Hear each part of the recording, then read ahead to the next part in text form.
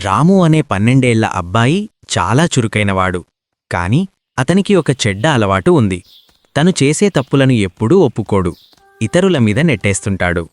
ఒకరోజు వాళ్ల ఊరి పాత దేవాలయం దగ్గర ఆడుకుంటుండగా మట్టిలో పూడుకుపోయిన ఒక వింతైన బంగారు గడియారం కనిపిస్తుంది.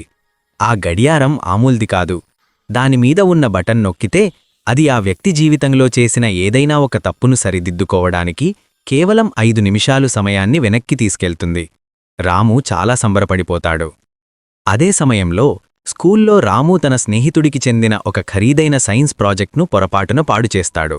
భయంతో ఆ నిందను తన క్లాస్మేట్ అయిన రాజు మీద వేస్తాడు. టీచర్ రాజును తిడుతుంటే రాముకి బాధ వేస్తుంది. వెంటనే తన దగ్గర ఉన్న కాలచక్రం వాడి సమయాన్ని 5 నిమిషాలు వెనక్కి తీసుకెళ్లి ఆ ప్రాజెక్టు పాడు కాకుండా కాపాడుతాడు.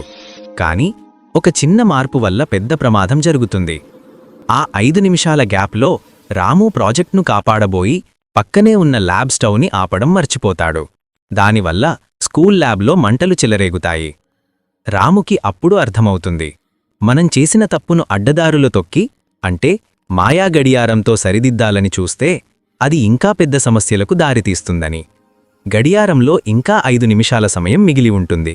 రాము ఆఖరిసారిగా గడియారాన్ని వాడి అసలు తను ప్రాజెక్టు పాడు చేసిన సమయానికే వెళతాడు. ఈసారి తప్పు జరగకుండా చూసుకోడు. బదులుగా తప్పు జరిగిన వెంటనే టీచర్కి నిజం చెప్పేస్తాడు. నిజం చెప్పినందుకు టీచర్ రాముని మెచ్చుకుంటారు. మంటలు ఆగిపోతాయి, గడియారం మాయమైపోతుంది. ఈ కథలోని నీతి మోరల్: మనం చేసిన తప్పును ఒప్పుకోవడమే అన్నిటికంటే పెద్ద ధైర్యం.